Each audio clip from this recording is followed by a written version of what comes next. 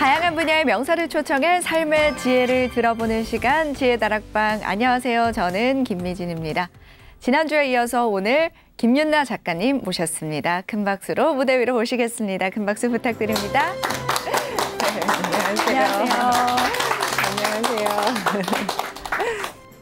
네, 작가님 다시 뵈니까 반갑습니다. 네, 잘 지내셨죠? 네, 지난주에 9살, 5살 아들이 있다고 했는데 네. 아들과는 요즘 잘 지내고 계시나요?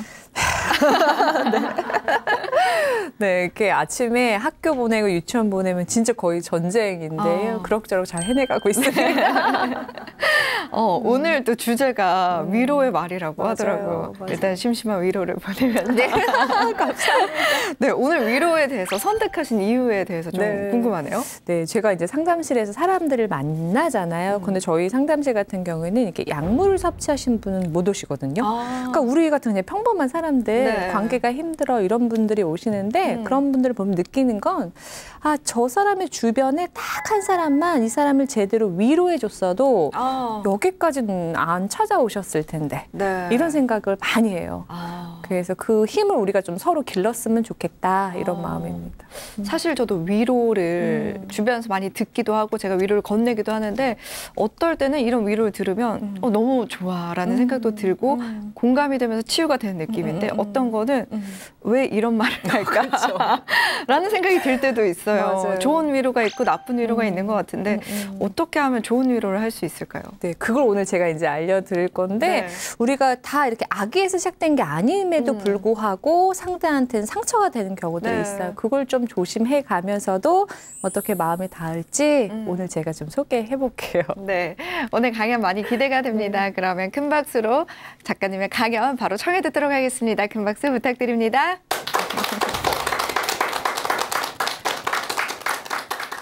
네, 좋은 의도에서 한 말이지만 또 상대에게는 상처가 될 수 있는 그런 몇 가지 조건이 있어요. 그래서 위로할 때 다시 생각해 봐야 할 것들 3가지를 좀 소개하고 싶습니다. 차라리요, 조언과 충고가 저 사람이 지금 필요한가 확인 먼저 하시면 좋을 것 같아요. 우리가 상대를 불쌍하고 가엾게는 보지 않았으면 좋겠다는 거예요. 네. 제가 추천해드리는 위로 방법은요, 조개 해감법입니다.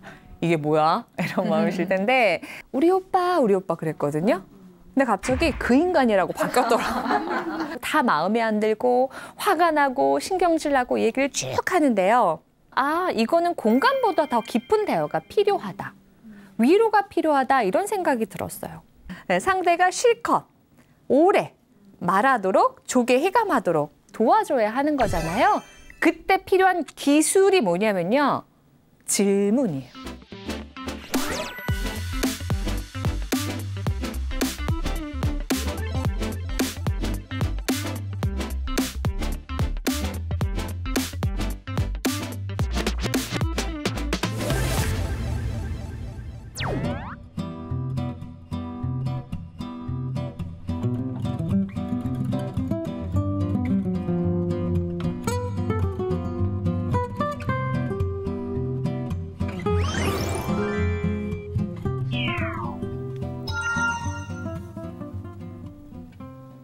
네, 안녕하세요. 오늘 제가 또 2번째 찾아왔죠. 오늘 우리가 해볼 이야기는요, 위로예요. 근데 지난번 시간 이야기 잠깐 해볼까요? 위로하고 공감이 굉장히 닮아 있거든요. 지난번에 우리 공감의 언어 했었는데 한 주 동안 숙제 열심히들 다 하셨는지 모르겠습니다. 제가 오늘도 이따 다시 요약해드리긴 할 건데 우리 지난번 시간을 3가지 연습했거든요. 일단 첫 번째는 안다고 생각하지 말고 물어가면서 상대의 사정을 좀 알아보자. 사실 듣기 있었죠. 그리고 2번째는 감정이 어떨까 예측하지 말고 저 사람의 감정부터 한번 찾아가 보자. 그리고 3번째는 사람마다 네 안에 보석 있다. 기억하시죠? 그래서 그 사람이 잘해보고 싶었던 것들, 욕구, 해내고 싶은 거 그걸 좀 알아보자. 그 얘기였어요. 저는 우리 양 날개가 있다면 이 공감이 하나의 날개인 것 같아요.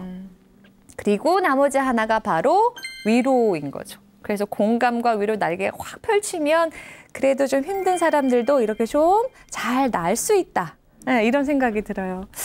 자, 근데 제가 이제 이 강연을 준비하기 위해서 위로라고 하는 검색어를 녹색창에다가 이렇게 쳐봤어요. 사람들은 위로에 대해서 뭐가 궁금한지 그걸 좀 알아보고 싶었던 거거든요. 그랬더니 녹색창에 한 학생이 이런 질문을 했거든요. 우리 한번 같이 읽어볼게요. 친구가 부모님한테 맞는데요. 저는 친구에게 위로를 하고 싶은데 어떻게 해야 할지 모르겠어요. 친구는 부모님에게 더 맞을까 봐 일부러 대들지 않는데요. 부모님에게 맞을 때마다 저한테 알려주는데 누구한테 자기 힘든 거 알아줬으면 하는 마음에 저한테 이야기하는 것 같아서 저는 친구를 어떻게든 기분 좋게 만들어주고 싶어요. 어떻게 하면 좋을까요? 이렇게 올라왔는데 댓글은 아무도 없었어요. 예. 그러니까 이게 어려운 주제, 어려운 질문이어서 그런 거 아닐까 싶기도 했어요. 여러분 같으면 만약에 내 아이가 혹은 뭐 내가 아는 누군가가 이렇게 물어온다면 뭐라고 말씀하시겠어요? 뭐 가서 네가 잘해줘 이런 말, 그렇죠? 그래서 잘 들어줘. 뭐 이렇게는 말할 수 있는데 그럴 때는 이렇게 위로하는 거야. 이런 방법을 알고 있는 건 좀 어렵죠. 그래서 만약에 이런 순간이 온다면 나는 뭐라고 말할까 한번 생각해 보시고 오늘 제가 좋은 위로 방법을 좀 소개해 드리도록 할 거예요. 근데 그 전에 우리 공감도 그랬지만 조심해야 될 게 또 있죠. 좋은 의도에서 한 말이지만 또 상대에게는 상처가 될 수 있는 그런 몇 가지 조건이 있어요. 그래서 위로할 때 다시 생각해 봐야 할 것들 3가지를 좀 소개하고 싶습니다. 하나하나 잠깐 볼까요? 일단 첫 번째는요. 조언이나 충고가 도움이 될 거라고 오해하지 마시라는 거예요. 우리 진짜 조언 좋아하죠? 네. 야, 내가 좀 해봤는데 말이야. 이런 거 있잖아요. 특히 2가지 상황에서 진짜 조언을 저는 많이 들었거든요. 첫 번째는요. 허리 건강하십니까, 여러분? 네, 허리 다들 많이 아프시죠?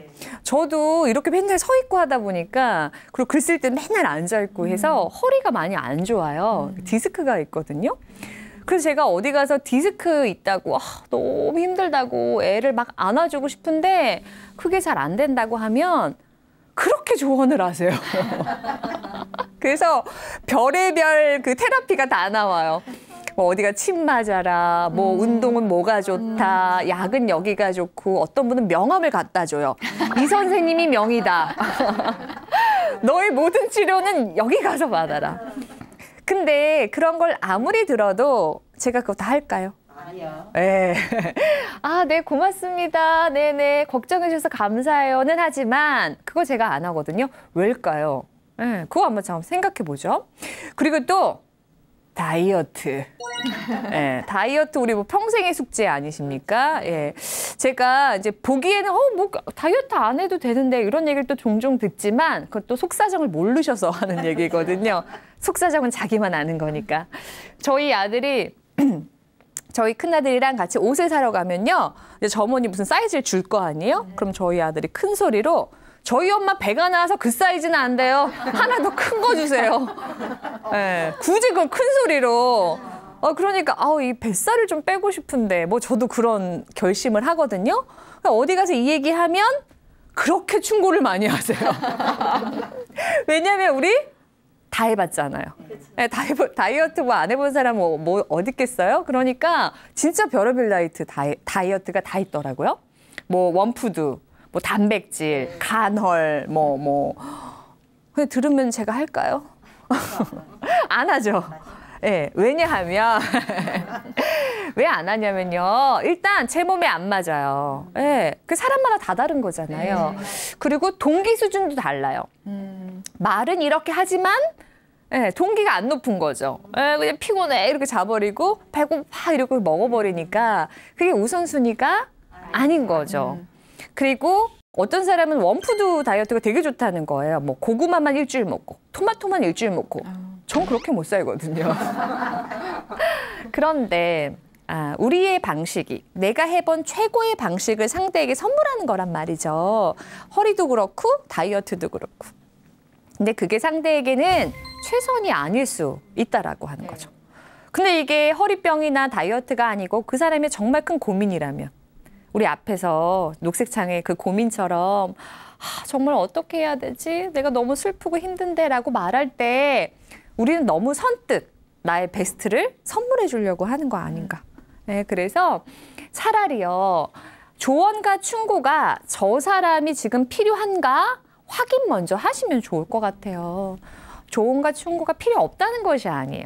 때로는 그 사람에게 이렇게 다양한 선택지가 있어 라고 소개하는 게 도움이 될 수도 있어요. 근데 그건 그 사람이 출발선에 섰을 때 출발선에 다시 해봐야지 라고 마음도 안 먹었는데 너무 선물을 많이 보내니까 이렇게 순서가 안 맞는 거예요. 그래서 우리가 위로하기 전에 조언 준 거 도움된다는 착각 하지 마시라는 거죠. 자, 두 번째는요. 우리가 상대를 불쌍하고 가엾게는 보지 않았으면 좋겠다는 거예요. 저런 이 녹색창 사연을 보면요. 이렇게 반응할 수 있죠. 아이고, 이런 거 있죠. 물론 우리 아기는 아니에요. 안쓰럽고 아이고 어쩌다 이런 마음인데요. 그걸 듣는 상대는 어떨까요?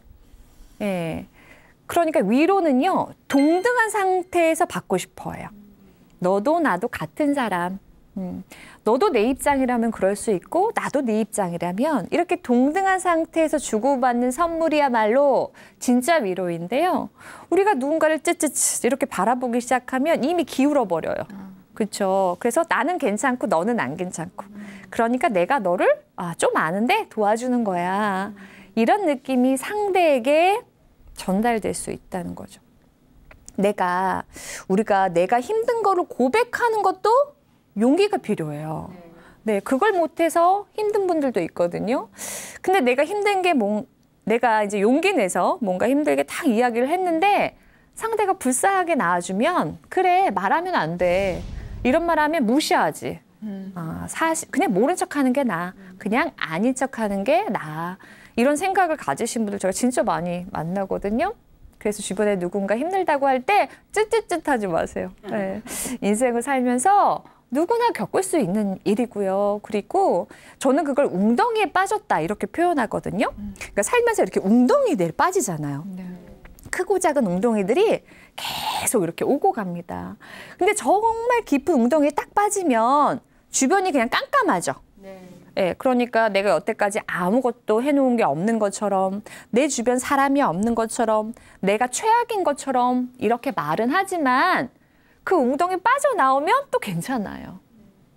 그러니까 우리 그런 시선 말고 평등한 입장에서 보면 좋겠어요. 제가 그 SNS에서 이런 멋진 띵언 같은 거, 명언 같은 거 이런 걸 좀 봤는데 왜 안젤리나 졸리가 난민 봉사하는 걸로 되게 유명하잖아요.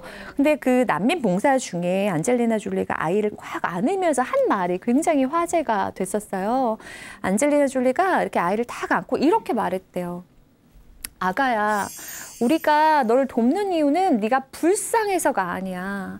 너는 이날의 미래이고 너는 도움이 필요하기 때문에 우리가 돕는 거야. 진짜 멋있지 않아요? 와, 전 그 말을 듣고 이 사람은 진짜 위로라는 게 뭔지 아는 사람이구나.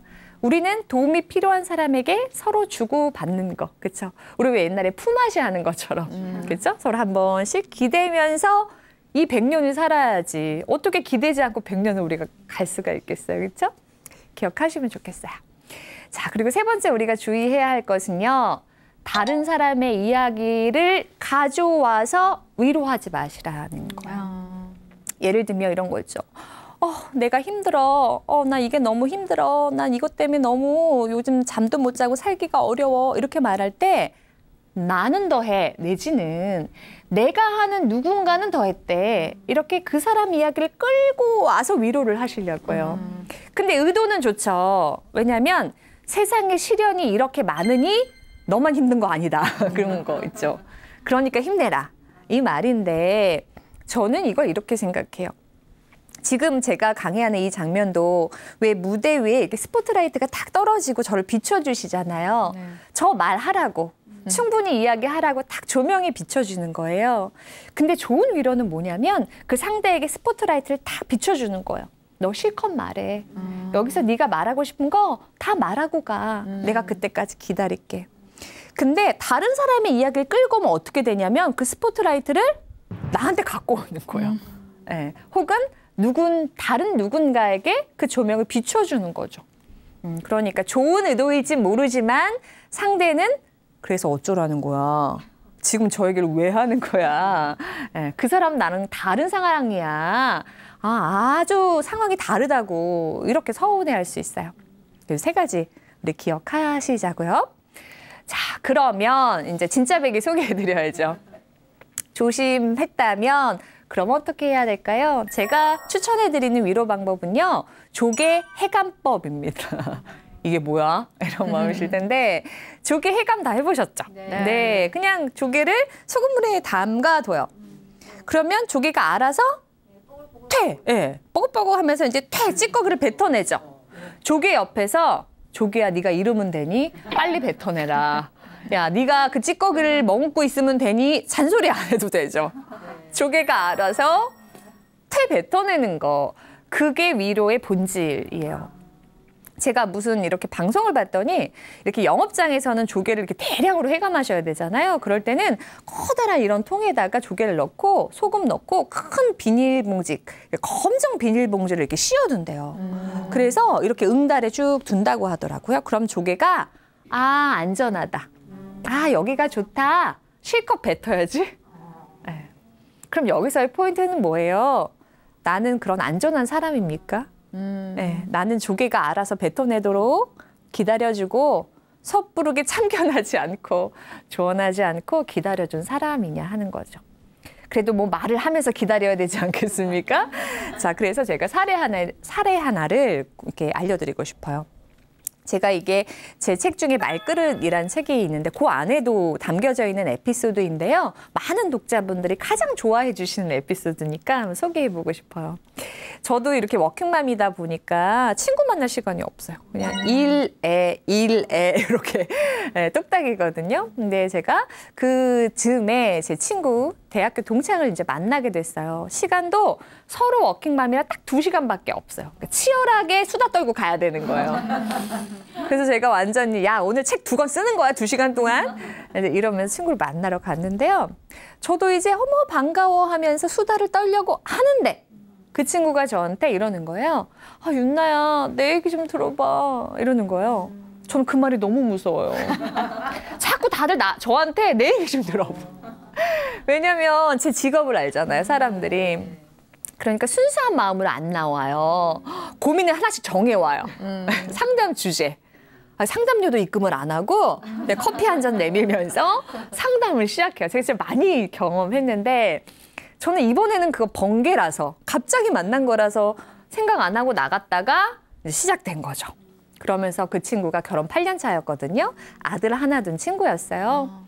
그 친구가 야, 나는 이렇게 못 살겠다 이러면서 웅덩이에 빠진 친구. 모든 게 엉망이고 다 마음에 안 들고 화가 나고 신경질 나고 얘기를 쭉 하는데요. 한번 생각해 볼게요. 우리가 이제 8년차 워킹맘이 막 누구의 험담, 흉 막 비난할 때 누구 먼저 얘기할 것 같으세요? 친구야. 어머, 그쵸. 저만 그런 건 아니잖아요. 그렇죠. 네, 지금 뭐라고 하시냐면 남편? 이렇게. 그리고 그 옆에 분은 시어머니? 이러시는데 둘 다 하는 거죠. 순서가 있어요. 일단 남편 얘기부터 시작하는 거. 그러면서 분명히 그 친구가 8년 전에는 우리 오빠 그랬거든요. 근데 갑자기 그 인간이라고 바뀌었더라고요. 인류애적으로 산대요. 그래서 뭐라고 하냐면 그 인간이 그냥 말만 그냥 나불나불이라는 거예요. 그러니까 요점은 추진력이 없다. 나는 뭔가 결정하면 쫙 밀어붙이는 오빠였으면 좋겠는데 자꾸 이제 말만 하고 지지부진한다는 거예요. 뭐 알아들었는데 또 얘기하고 그리고 쫙 한참을 얘기한 다음에 어디로 넘어가죠? 시어머니. 그 친족 관계가 있어요. 오빠와 친족 관계, 혈연 관계. 거기에 쫙 한번 훑어요. 뭐 그러면서 또 시어머니의 불만은 뭐냐면 시어머니가 그렇게 간섭을 많이 한다는 거예요. 간섭을 많이 하고 이래라 저래라 그게 너무 스트레스 받는다고 하면서 이제 한 명씩 돌아가면서 쫙 이야기를 하는 거예요. 근데요, 그거 이제 제가 공감하면서 들었겠죠. 우리 지난번에 배운 거 이제 적용하는 거예요. 아, 그랬어? 그래서 어떻게 됐는데? 아, 그랬구나. 진짜 답답했겠다. 어우, 속상했겠네. 어우, 열받아. 네, 그러면서 너 되게 잘하고 싶었을 텐데. 너도 거기서 그걸 해내고 싶었던 건데. 너도 위로받고 싶었을 텐데. 이러면서 제가 또 선수니까 이렇게 막 공감의 언어를 쭉 이제 했어요. 자, 그런데 자, 들으면서 이 친구가 점점 얘기를 듣다 보니까 이거는 공감보다 더 깊은 대화가 필요하다. 위로가 필요하다 이런 생각이 들었어요. 그리고 저는 이제 사람들이 서로 이렇게 대화하는 장면을 관찰을 할 때요. 이런 대화가 있어요. 우리가 이제 지상을 같이 이렇게 걸어간다고 생각해 볼게요. 비유하자면. 그런데 가끔 문이 하나 나타나요. 그 문을 딱 열고 들어가면 지하실로 깊어져요, 관계가. 그러다 다시 올라와요. 그러고 지나가다가 또 문이 하나 나와요. 그 문을 열고 같이 들어갈 수만 있다면 또 관계가 깊어져요. 그 문의 역할을 하는 것이 첫 번째 문이 뭐였어요? 공감이었고. 또 두 번째 문은 네, 위로. 네, 오늘 우리 하는 위로인 거예요. 근데 이것을 지나치는 거예요, 그냥. 문이 와도 열지를 못한다면. 그냥 계속 1층만 다니다가 잘 가, 즐거웠어. 다음에 또 만나. 이렇게 되는 왜 헛헛한 관계 아시죠? 네. 다 많으신가 보네요. 대답이 엄청 커. 왜 우리 실컷 말하고 갔는데 뭐야 이거 우리 관계 뭐야 이거 속이 헛헛한데 우리 친구 맞아? 에이, 괜히 얘기했네. 집에서 그냥 배 깔고 라면이나 먹을 걸. 이 바쁜 시간에 괜히 만났어. 이런 관계가 분명히 있거든요. 그런 관계는 헛헛한 관계라고 저는 표현하는데 그거는 문을 못 열어서 그래요. 그러니까 남편 얘기만 실컷 흉보다가 시어머니 얘기 실컷 흉보다가 근데 그러고 집에 가는데 몸은 개운하지 않아요. 현실은 뭐 그대로 아니겠어요? 그 인간 다시 또 봐야 되고 어머니 전화 또 받아야 하는 거잖아요. 자, 그럼 여기서 이제 문을 또 한 번 열어야 하죠. 그러면 여기서 위로를 할 수 있는데요. 아까 우리 위로할 때 주의할 거 말씀드렸죠? 내가 말하지 않는 거예요. 충고나 조언하지 않는 거예요. 그리고 다른 사람 이야기 하는 척하면서 내가 말 많이 하면 안 돼요. 네, 상대가 실컷 오래 말하도록 조개 해감하도록 도와줘야 하는 거잖아요. 그때 필요한 기술이 뭐냐면요. 질문이에요. 네. 자, 위로할 때 말해주지 말고 질문한다. 이거 생각해 보셨나요? 질문? 어떻게 하지? 이렇게 많이 생각하시는 것 같아요. 그러니까 대개는 우리가 말을 듣고 거기에 반응하고 문제를 해결해 주려고 하지만 진짜 위로는 거기에 질문을 할 수 있다는 거거든요. 자, 그럼 제가 어떻게 대화를 이끌었는지 이제 마무리를 지어야 되겠죠? 제가 이렇게 듣다가 같은 얘기 1시간 동안 계속 부정적인 얘기 공감만 해주니까 저도 이제 좀 지치는 거예요. 그래서 질문하기 시작했어요. 네, 제 첫 번째 질문은 제가 했던 여러 질문 중에 제가 기억에 남는 첫 번째 질문은 이거였어요. 야, 근데 너 옛날에 오빠하고 연애할 때 닭살 장난 아니었잖아. 그때는 오빠의 어떤 점이 그렇게 좋았어? 이거 뭐 되게 어려운 질문 아니죠? 네. 네, 그런 질문했더니 그 친구가 이렇게 반응하는 거예요. 제 몸을 잘 보셔야 돼요. 제가 그 질문을 딱 하니까 이러는 거예요. 이렇게 하는 거예요. 이게 무슨 뜻인가요? 여기 이제 뭉게뭉게. 그죠? 그 예전에, 그 8년 전에, 그 풋풋했던, 기타 치던 그 오빠의 모습을 떠올리는 것 같았어요.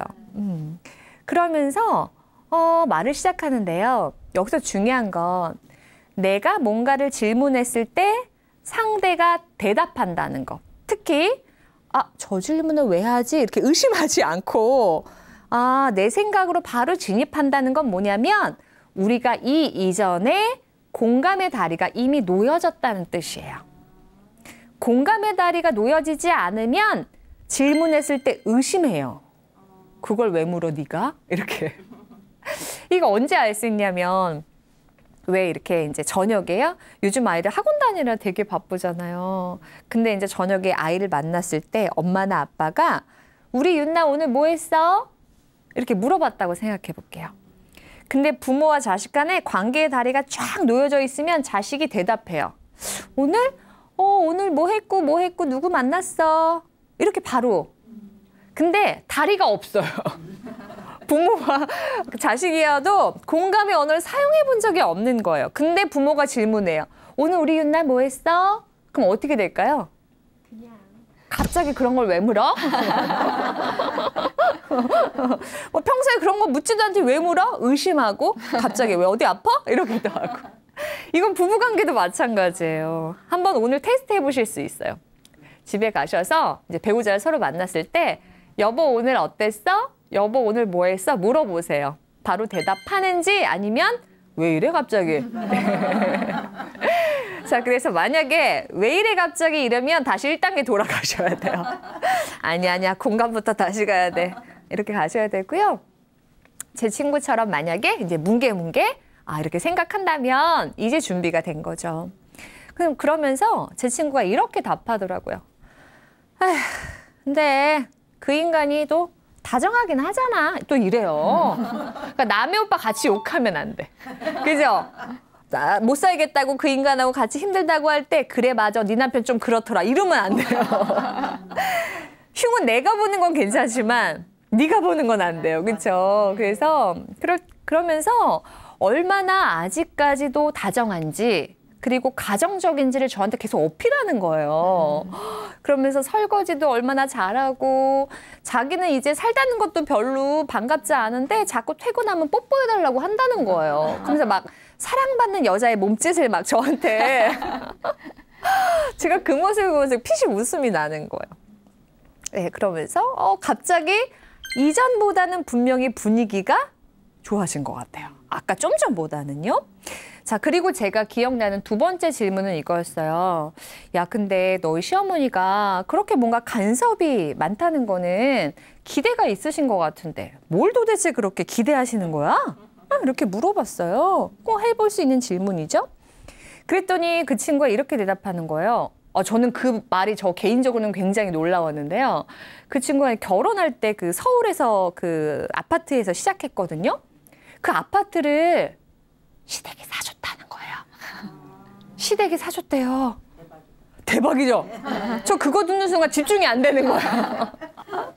좋겠다 막 이런 생각만 들고 저는 은행 오고 가면서 아주 그냥 힘들게 돈 빌렸거든요. 근데 시어머니가 그 집을 해주셨대요. 그거를 딱 듣는 순간 어머 그럼 간섭받아도 되는 거 아닌가? 나도 너무 간섭받고 싶다. 뭐 이상한 생각이 막 이렇게 잠깐 집중이 안 되더라고요. 근데 거기선 친구는 더 나아가서 그 어머니의 재산을 자기가 왜 꿰고 있는지 모르겠어요. 어머니가 어디에 뭐 농장이 있고 그 농장에 동물이 몇 마리 있는지 막 굉장히 자세히 알더라고요. 가서 세본 사람처럼. 네, 뭐 다 이유가 있겠죠. 네. 자, 그러면서 중요한 건 그 친구가 좀 전보다 기분이 좋아 보였다는 거예요. 자, 그렇게 몇 번의 질문을 더 주고받았고 우리는 지하실에 들어갔다가 지상으로 나왔다가 또 이렇게 몇 번을 하고 드디어 전 집에 갈 수 있게 됐어요. 아니 2시간이 끝나고 가니까 왜 이렇게 당이 떨어지는지. 다른 사람 이야기에 공감하고 위로해 보신 분 아실 거예요. 이게 굉장한 에너지가 필요하거든요. 그래서 잘 가 이러고 제가 가는데 와, 야 너랑 당분간 1년은 못 만나겠다. 네, 1년치를 다 썼다. 저는 이런 마음이었어요, 사실은. 그런데 그 친구도 어떤 감흥이 있었겠죠. 마치 저처럼 가면서 이 친구 어때? 그래 이런 친구가 있다는 게 내 삶에 어떤 의미이지 이렇게 좀 마음에 정리가 있었을 거잖아요. 그거를 이제 SNS에 자기가 글을 써서 올린 거예요. 그러면서 공유하기를 해둔 거죠. 제가 같이 볼 수 있도록. 그래서 그거를 제가 책에 실어놨는데 굉장히 많은 분들이 이렇게 잘 실어주셨더라고요. 제가 오늘 좀 가지고 와봤어요. 제가 한번 읽어보도록 하겠습니다. 나에겐 만나면 힐링이 되는 사람이 있다. 자기는 힐링 된 거예요, 지금. 그죠? 상대를 보며 내 처지를 비관하지도 않고 위안 삼지도 않게 되는 온전히 마음이 치유되는 사람. 그래서 빡빡한 내 삶에 용기를 주고 다시 열심히 살아보자고 다잡게 해주는 사람. 특별히 나에게 시답지 않은 충고나 조언을 하지 않는데도 그냥 수다만으로 마음이 편해지는 사람. 당신에게는 그런 사람이 있나요? 그 누구예요? 저 사람, 그 사람. 아유, 그 사람 누구예요? 그냥. 근데 이게요, 사람 마음이 진짜 참 재밌는 게요. 좀 전까지는, 야, 너무 힘들어. 이랬잖아요. 근데 이 글을 제가 이제 핸드폰으로 봤을 거잖아요. 뭐야. 또 이렇게 되는 거예요. 그러면서 막 댓글을 혼자 봐요. 댓글을 보면서 많은 댓글이 달렸는데, 나 그런 사람 없어. 넌 참 좋겠다. 이런 댓글도 있었고, 나도 누군가의 그런 사람이고 싶다. 이런 댓글이 참 많았어요. 우리가 공감 때도 이야기를 좀 해봤지만요. 내가 누군가에게 충분히 인정받고 수용받고 공감받고 위로받고 만약에 내가 그렇게 잘할 수 있었다면 내 주변에 그런 사람 일행이 있었다면 그건 진짜 럭키한 일이에요. 네, 혹시 이 강의를 들으신 분은 그 사람이 딱 생각난다면 오늘 꼭 손 붙잡고 말해주세요. 고맙다고. 네, 나 그럴 때 너 생각났다고. 그건 정말 큰 럭키예요. 축복이거든요. 자, 그렇지 않은 사람이 훨씬 더 많죠. 그런데 그건 좀 아쉬운 일이에요. 내가 어릴 때 힘들 때 좀 위로받았더라면 좀 덜 헤맸을 텐데 덜 울었을 텐데 그런 생각이 들면 지금도 이렇게 울컥울컥해지는 구간들이 있을 수 있어요. 그런데 그래도 우리에게는 한 번의 기회가 더 남아 있어요. 내가 그런 사람이 되어가는 것이죠. 위로가 필요한 사람에게 내가 그 지점에서 이렇게 적절한 질문을 해주고 또 적절하게 그 마음을 받아주는 것. 그것만으로도 굉장한 우리에게 치유가 된다는 걸 제가 경험하고 있습니다. 자, 정리 한번 해볼게요. 제가 오늘 소개하고 싶은 위로는요, 이 세 가지예요. 제가 외우기 쉬우시라고 공식으로 이렇게 마련해 본 겁니다. 그래서 누군가 힘들다고 이야기할 때요, 내가 돕고 싶잖아요. 내가 좋아하는 친구, 아끼는 후배, 이렇게 돕고 싶은 마음을 알리시는 거 되게 좋아요. 내가 돕고 싶은데 어떻게 하면 좋을까? 평등한 입장에서. 기억하시죠? 그리고 더 알고 싶은 마음을 가져야 하죠. 성급하게 충고하나 조언하지 않고 더 알아봐야지 질문하셔야 되는 거. 방금 제가 제 친구한테 한 질문 있잖아요. 질문하시는 게 가장 핵심이에요. 자, 그런데 질문할 때 요령이 있다면 뭐냐면요. 내가 어떤 질문을 하면 저 사람이 찌꺼기까지 뱉어낼 수 있을까? 이거예요. 그리고 또 하나는 내가 어떤 질문을 할 때 저 사람의 에너지가 올라갈까인 거죠. 에너지는 관찰해보면 알잖아요. 웃음소리가 커지고 목소리가 높아지고 뭔가 분위기가 우호적으로 간다면 저 사람 에너지 높아지고 있구나 이렇게 보시면 돼요. 그러니까 앞으로 위로할 때 두 가지 질문 기억하셔야 돼요. 찌꺼기까지 뱉어내도록 돕는 질문 그리고 그 사람이 좀 신나도록 에너지가 오르도록 하는 질문. 그 질문을 해주시는 거예요. 그리고 마지막에는 뭐 하시는 거냐면요. 이거 진짜 중요한데요. 이거는 저랑 같이 따라해 보시면 좋겠어요. 여기 계신 분들도 방송 보시는 분들도 이렇게요. 네 마음 말해줘서 고마워. 우리 같이 해볼까요? 시작. 네 마음 말해줘서 고마워라고요. 아까도 말씀드렸지만요. 나 힘든 얘기하는 거 용기가 필요한 일일지 몰라요. 나 이렇게 보면 저 사람이 어떻게 볼까? 나 이 말하면 또 이렇지 않을까? 걱정 많았지만 에이 그래도 말해보자. 이랬을 가능성이 있거든요. 그래서 위로 끝나고 집에 가기 전에 네 마음 말해줘서 고마워. 네 상황 말해줘서 고마워. 너를 더 잘 이해할 수 있어서 나도 좋았어. 고마워. 그러면 그 말을 들은 사람은 뒤돌아가면서 안심해요. 그래 맞아. 잘했구나. 힘들 때는 도와달라고 손 내밀 수 있구나. 그럴 때 손 잡아줄 사람 있구나. 그런 인생, 내 인생 참 괜찮구나. 잘 산다는 게 뭐 있어? 이런 거 아니야? 이렇게 흘러갈 수 있는 거죠. 자, 그러면 마지막으로 우리 시작 전에 그 녹색 창에 제가 사례 가지고 왔었잖아요. 다시 돌아가 볼게요. 이때 아이한테 뭐라고 해주시겠어요? 우리 이제 답변할 수 있죠? 질문을 해줘. 질문을 해주고 그 친구가 더 이야기할 수 있도록 그리고 힘내도록 질문해줘. 그럴 때 네 마음이 어때? 너 그럴 땐 어떤 생각이 드는데? 그래도 네가 가장 마음이 편안할 때는 언제야? 그럴 때 어떻게 하고 싶어? 내가 어떻게 도와줄까? 이렇게 한번 친구한테 질문해봐. 그리고 기다려봐. 이렇게 알려주시면 좋겠습니다. 자, 그럼 저랑 또 다음 시간에 만날 때까지 위로 많이 해주시고요. 문 열고 지하실로 종종 다녀오세요. 오늘 강의는 여기서 마치겠습니다. 고맙습니다.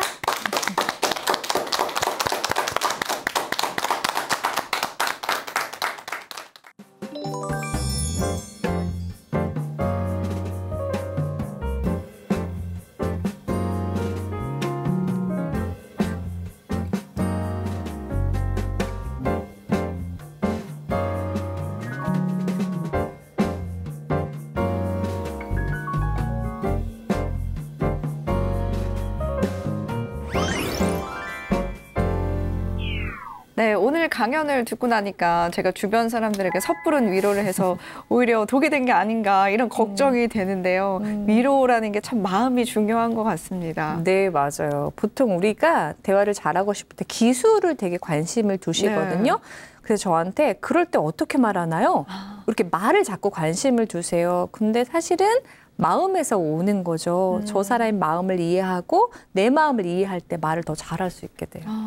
마음이 참 중요한 거네요. 네, 맞아요. 그러면 혹시 작가님께서는 어떤 위로를 받았을 때 가장 좋으셨는지, 네. 가장 위로가 됐는지 좀 궁금해요. 아, 네. 신랑 얘기를 하고 싶지만 생각은 잘 안 나고 질문을 주실 때 가장 먼저 떠오르는 건 저희 큰아들이었어요. 네. 저희 큰아들이 아들이긴 하지만 그래도 퐁당퐁당 말을 잘 하는 편이거든요.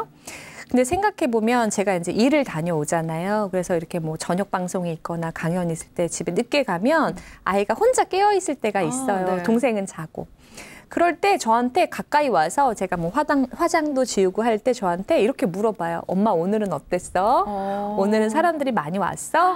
네. 사람들이 많이 웃었어? 그러면서 엄마 이 옷 고민해서 입고 갔잖아. 그러니까 어땠어? 이쁘대? 막 이렇게. 근데 그 질문이 뭐 어른들의 질문처럼 막 세련되고 그런 건 아니지만 네. 그 질문을 하면서 제가 답을 하잖아요. 그래서 그런 지친 하루의 끝에 제 말을 이렇게 할 수 있고 그걸 아이가 귀담아 듣는 그 모습을 보면 너무 위로가 돼요. 네, 그러면 좀 전까지만 들어올 때만 해도 너무 힘들어 이렇게 왔었는데 그 말을 들으면서 저도 힘이 나니까 근데 아들 너는 어땠어? 너는 학교에 무슨 일이 있었어? 이렇게 얘기가 또 되는 거예요. 네. 그럼 또 이제 다리가 하나 또 생기는 거죠. 네. 네, 그게 진짜 위로인 것 같아요. 정말 말씀을 들어보니까 아이가 어떤 위로를 해야겠다라기보다는 마음을 다해서 네. 이야기를 한 거잖아요. 맞아요, 맞아요. 그게 진짜 위로가 되는 거예요. 네.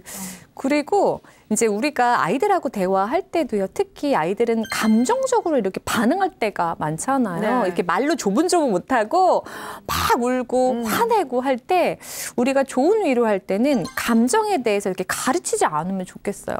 이런 거 있잖아요. 울지 마. 네가 뭘 잘했다고 울어. 뭐 이런 거 있잖아요. 그리고 뭐 남자애가 이런 거 가지고. 그러니까 그러니까 위로의 기본은 특히 아이들한테는 너가 느끼고 있는 감정을 그대로 그냥 받아주는 게 되게 중요하거든요. 네, 그래서 이렇게 감정을 이래라 저래라 하지 않으셨으면 좋겠다. 이런 말씀도 덧붙이고 싶어요. 네, 네. 사실 굉장히 힘든 상황에서 위로를 받고 싶은데 울지 마. 또 그쵸? 맞아요. 굉장히 상처받을 수도 있겠네요. 이런다고 문제가 해결돼? 막 이렇게. 네. 네, 그렇다면 진짜 많은 분들께서 궁금하실 건데 진짜 위로가 필요한 순간에 이거 하나만은 좀 기억했으면 좋겠다 하는 네. 부분도 있을까요? 네, 있습니다.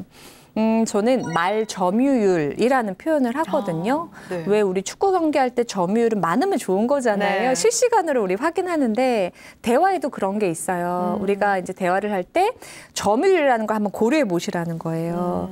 근데 사람들이 보통 위로를 정작 받아야 될 사람보다 위로하는 사람의 점유율이 너무 높아요. 너무 말을 많이 해서. 네. 그래서 점유율이 낮을수록 좋은 위로다. 그래서 저는 80대 20을 권하거든요. 그러니까 이렇게 말하는 사람, 조개 입장이 네. 80이고요. 그걸 기다리는 사람이 20. 그러려면 질문하고 공감하시는 거예요. 네. 좋아요. 최대한 말을 많이 네. 들으려고 노력을 해야 되겠네요. 네, 좀 입을 다물어야죠. 네. 80대 20. 네, 80대 20. 이거 굉장히 좋은 조언인 것 같습니다. 많이 들으려고 노력하면 또 위로가 될 수 있으니까요. 진짜 위로를 할 수 있을 것 같다는 생각이 듭니다. 오늘 강연을 통해서 어떻게 하면 좋은 위로를 해줄 수 있을지에 대해서 이야기를 들어봤는데요. 다음 주에는 또 어떤 이야기를 해주실 건가요? 네, 다음에는 감정의 언어 준비해봤는데요. 네. 우리가 뚜껑이 자주 열리죠. 네, 근데 뚜껑을 열리면 좋은 대화를 할 수가 없어요. 그래서 감정적으로 어떻게 뚜껑 안 열리고 대화할 것인가 그 말씀 나누고 싶어요. 네, 다음 주 강연도 많이 기대가 되는데요. 1, 2주 모두 유익한 강연을 해서 많은 분들께서 또 3주차 강연까지 많이 기대하고 계실 것 같습니다. 다음 주 이 시간에도 유익한 강연으로 찾아뵙도록 하겠습니다. 함께해 주신 여러분 고맙습니다. 고생하셨습니다. 감사합니다. 고맙습니다. 네.